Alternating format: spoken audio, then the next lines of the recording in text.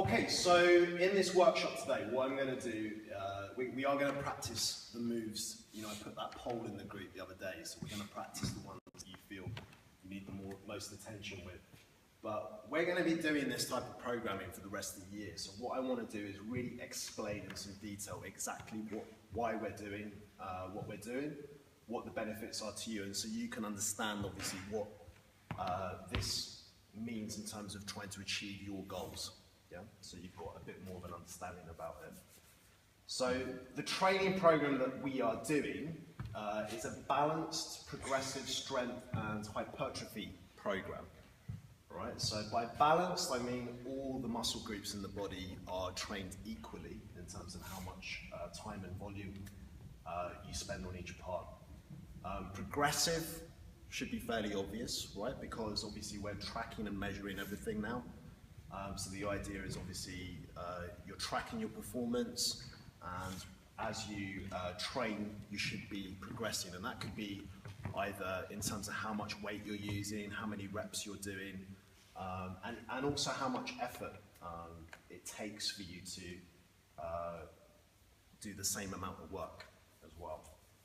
Okay, so the thing to understand about this is the gold standard way of training to achieve fat loss, right, specifically, and also obviously sculpting a physique. And I think one of the misnomers that people have is they think that cardio, it's all about cardio for burning fat.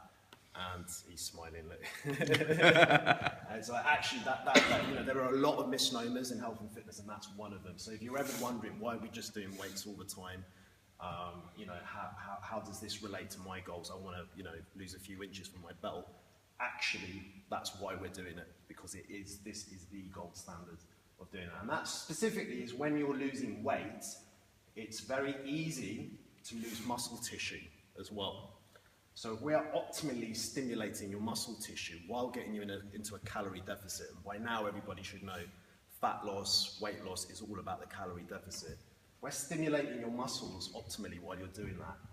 You're going to get the most bang for your buck in terms of fat loss, because the vast majority of it is actually going to come from fat. You know, obviously what you want to do is lose fat. And then while you're doing it, you're also sculpting your physique. You know, and if you think about any kind of male physique that you would like to have, I can guarantee you that person trains with weights. They don't do lots of cardio. Yeah. So obviously we have 4 stations in every workout, and each station is divided into movement planes or specific muscle groups. Yeah, so you might have seen that written on the board, but maybe not quite paid attention to it. Right, so we have all these various planes of movement and specific muscle groups. So normally on station 1 we have a hip dominant station. Yep. So hip dominant refers to any movement like this. Yeah? We all know hip dominant moves. And yeah, real world application as well. Right? So that when you're doing a hip dominant exercise, the muscles we are targeting are the glutes, the hamstrings, and the lower back. Yeah, and collectively this is referred to as the posterior chain. Yeah, so you might hear me talk about that sometimes. I might mention the posterior chain. And the posterior chain goes all the way up to your neck as well, but if we're talking about lower body, this is the posterior chain part of that. Yeah. So you should sort of pretty much know that, I think. Yeah. So when you're doing, you know, band hip thrusts, deadlifts, single leg deadlifts, glute bridges, these are all the hip dominant exercises. Probably 1 or 2 that I missed out as well. Okay, then we've got knee dominant. Yeah, so these are the main lower body moves. The knee dominant, what we're sort of really trying to target is the quads, but a lot of these knee dominant moves, like the squat and the lunge, you are going to be working your glutes and your hamstrings as well, because your hips are involved in these exercises as well. But obviously what we're mainly trying to target is the quads. So the reason I mention that is obviously some of you guys have got some knee issues, and what I've noticed is if you can't squat or lunge, you'll substitute it for a glute type exercise. So a lot of you are doing like some band work and stuff, which is bringing it back into hip dominant. Yeah, so if what's happening is obviously you're on that knee dominant station, and you're sort of foregoing some knee dominant work. Now, obviously, you might have a lot of issues, and you're not able to do it whatsoever. But ideally, you want to be doing like a wall sit, for example, which Lloyd's introduced into the program. Is really, really good. Yeah. So just remember that if you're not able to squat or lunge, still think I should be doing some knee dominant work. Cool. So then we've got horizontal push. Yes, we're referring to the plane of movement now. Does that make sense? Horizontal push? Well, you line horizontal, push up. Or It's in line with your body. Yeah? So if you're doing a floor press, obviously you line on the floor. But in terms of how, if you're standing upright, it's that movement. Yeah? So it's either a push up or a floor press. So with a horizontal push, you're mainly targeting the chest or the pecs. You get the front of the shoulders and also the triceps. Yeah? You've then got a vertical push. What would that look like? Military press. Yeah? Yeah. Vertical push, military press. Yeah, so we've got shoulders and triceps in that. We've then got vertical pull. What would that look like?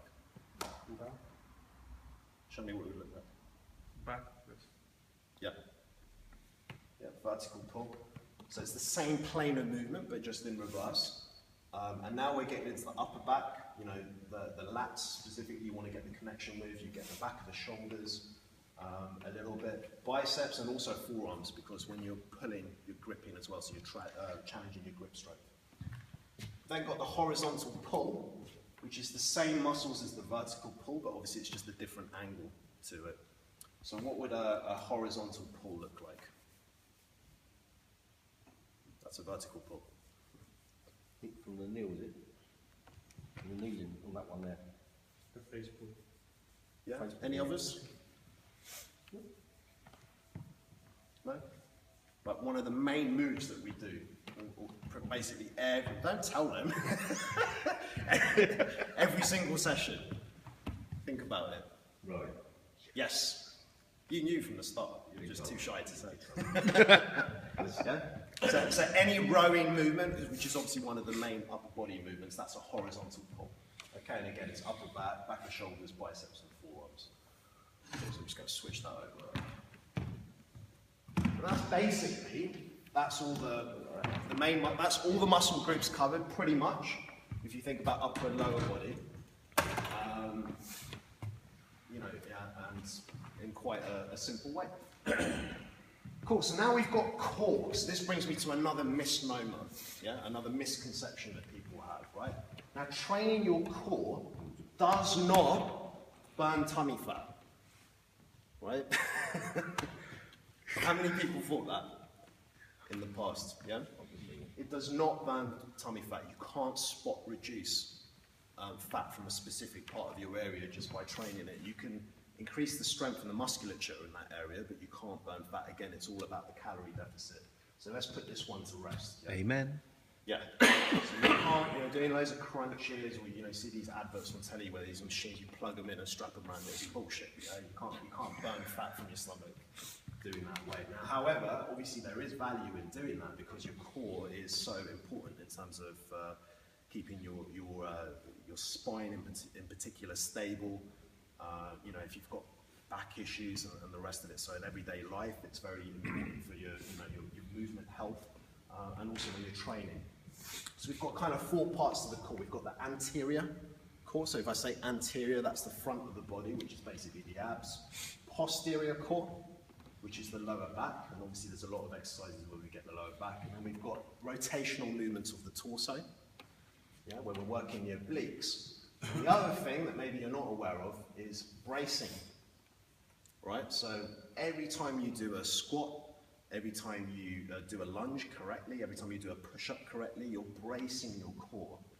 And that's the internal stabilizers around the spine. And in terms of like your safety and not being affected by pain in real life, etc., that's where the most value is getting the internal stabilizers and learning how to brace correctly while you're training.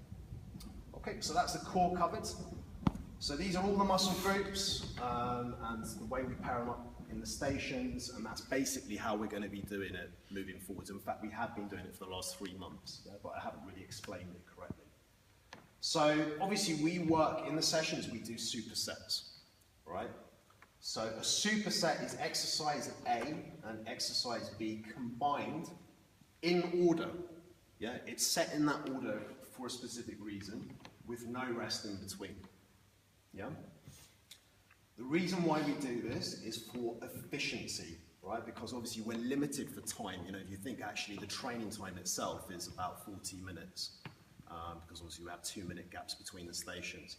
And that's, you know, 3 times a week, which is good, it's all right, but, you know, obviously you could train more than that. So we're kind of limited for time. So if we do it this way, we have more efficiency, and that allows you to accumulate more volume in that limited space of time.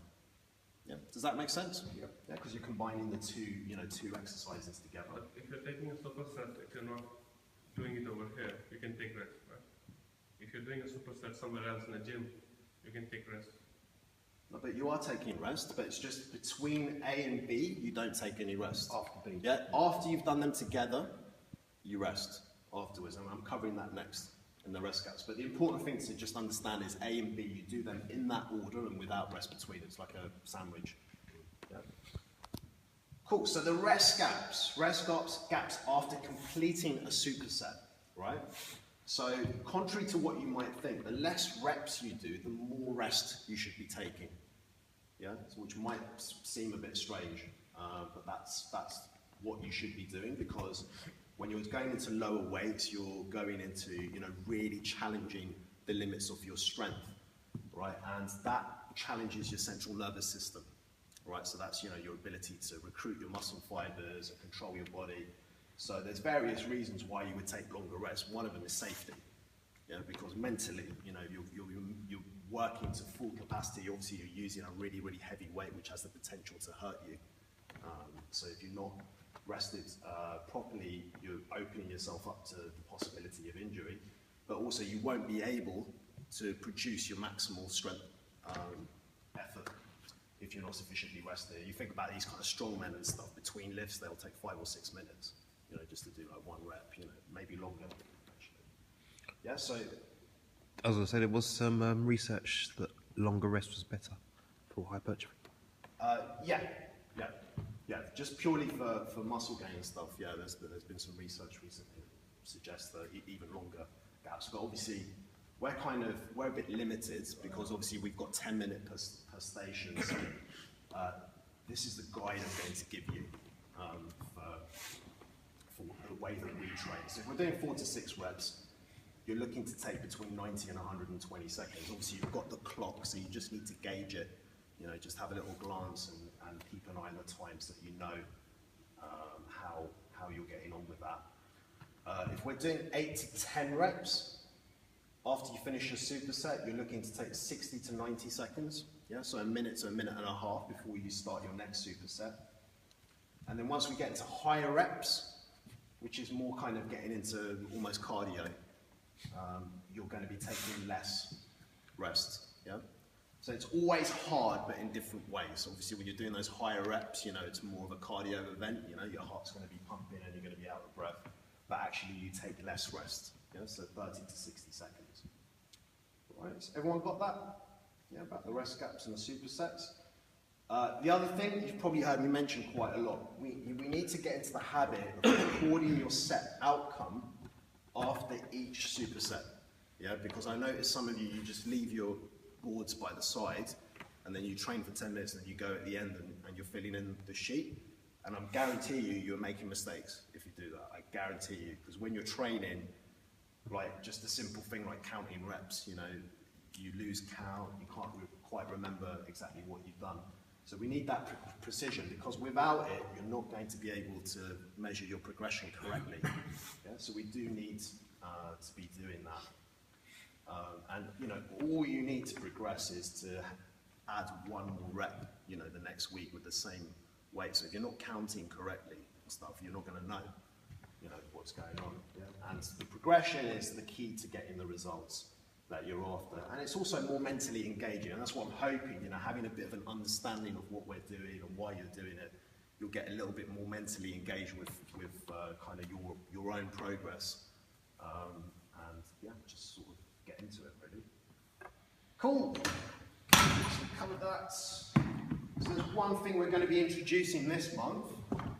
I put a video up on Tuesday of last week about this subject, and that's the RPE scale. Did anyone see that? Yeah?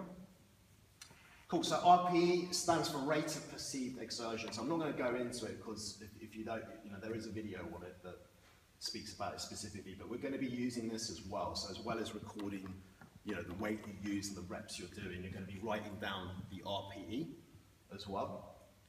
So this is another way, you know, you could do the same weight and the same reps the following week, but the RPE could be less, right? So that would be a progression. Yeah, even that would be a progression, but obviously if you're not recording RPE, you wouldn't know. Yeah? Again, so it's basically, it's not, it is scientific because it's all about your own perception, but you don't have to, you know, get too kind of caught up with exactly what 7 is for you compared to 7 for somebody else. But basically, you know, 1 is doing nothing. It's like sitting in front of the telly. You know, 2 is really easy. It's like, you know, just strolling around. 3 is easy. 4 is moderate. 5 is challenging, right? And then you have actually got 5 above challenging. You've got hard at 6. 7 is really hard. Something between really hard and just normally hard. 8 is really hard. Yeah. So you are, you know, you're struggling to get the last rep out, say, of a set. By the time you get to 9, it's really approaching maximal effort. Yeah, so that's very, very challenging. And 10 is probably somewhere where you may never have gone before in your life. So that's literally, you know, when you see athletes and they finish a race and they're, you know, they're getting a stretcher and stuff, they've pushed themselves to the limit. So we're never going to be doing that. Yeah, but that's basically it. And all the factors to use when you're gauging your RPE are these, yeah? So it's your strength, your heart rate, your breathing, and technique. Don't forget technique, yeah? Because you know, that's maybe the most important thing. We don't want to be training past technical breakdown because that's dangerous, yeah? So we need to get out, we had a chat about this yesterday. So these are all factors to consider. So it's all of those together, you know, as a combination, and that's how you gauge your RPE. Cool. That's basically it.